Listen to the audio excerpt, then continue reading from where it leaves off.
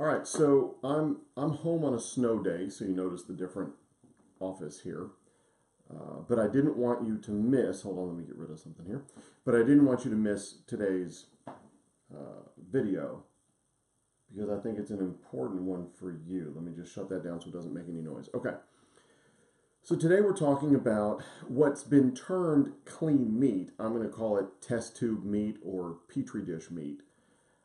And I guess the question at hand, and coming more quickly than we thought, is are you ready to eat meat that was grown in a petri dish in a lab versus grown on an animal?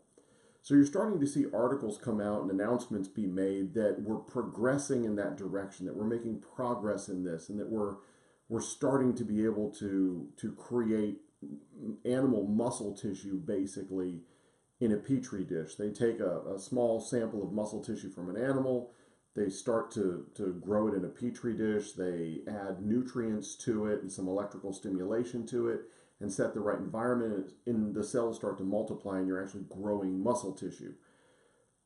The goal is to, I don't know, I guess have a lab where they're growing like beef muscle and chicken muscle, and then they can turn around and sell that as meat without ever having to raise an animal, kill an animal, any of that. So to me, I mean, I follow more of like a Weston A. Price Pottinger kind of ancestral or anthropological view of how we should be eating. I'm more about, whole foods, foods in their natural form, get rid of the processed foods.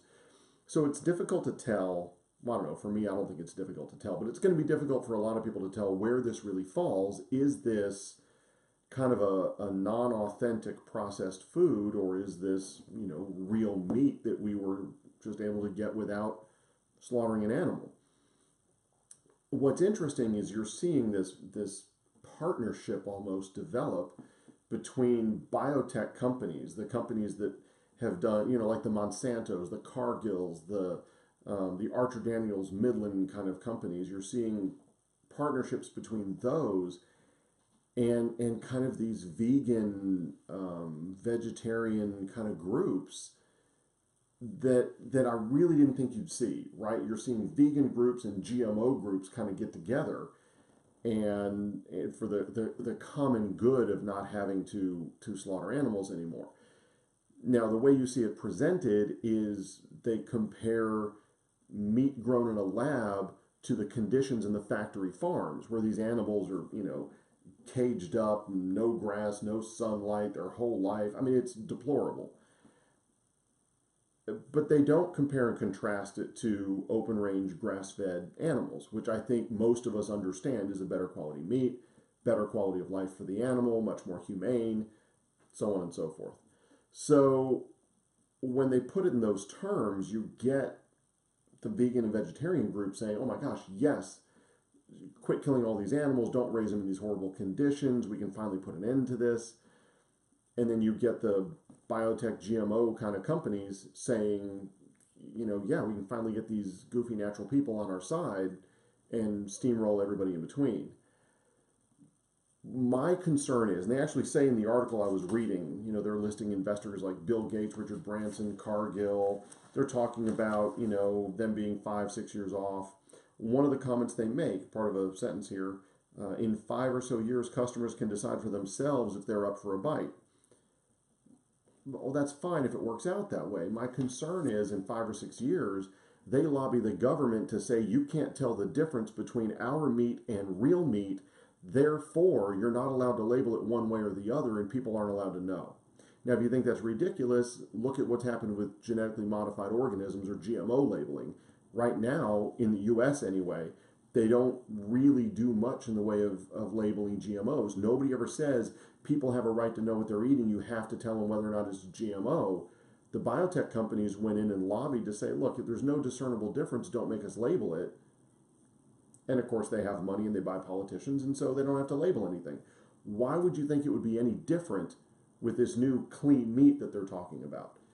So we may get to a point where you go into the butcher shop and you get a ribeye steak, and you have no way of knowing if that was grown in a lab or if that was produced on the hoof, right? So that really concerns me. If they want to grow some meat in a lab but give me a choice whether or not I want to consume it, I think the free market will have its say. Some people will be fine with it, some won't. You're going to have, fast food chains that'll say, we don't kill animals, we sell the laboratory meat. I'm sure they'll come up with a better, more marketable name for it than that. And then other restaurants that say, we don't do that. We only do, grass-fed free-range meat. And we'll be able to make a choice. I think that's okay. But I think what you're going to find is they get the government to say that nobody has to label it, and it's defamatory if you try to say that one's better than the other, and therefore nobody can know. And we're just left to guess what in the world we're consuming. Or they find a way to mix that with, when you do ground beef, it's, 70% lab created and 30% raised on the hoof, and you don't have any right to know that. So as I see the information coming out, I'm pretty concerned about it. I would, love to see animals be treated more humanely. And I think grass-fed, pastured, free-range, companies like North Star Bison that raise their bison out in the open and they don't slaughter them in the regular factory manner. Companies like Butcher Box that use pastured and grass-fed animal products. I think those are fine. I think they can be very healthy for us. I think the animals can live out their normal life. I think they can be slaughtered relatively humanely. I mean, they are being killed, but other than that, I don't think it has to be done, lined up in a row in, horrible conditions. So, yeah, I just wanted to bring that up and let you guys start thinking about it. Now, my position may not be popular on this. I know I'm probably going to get a lot of flack for it.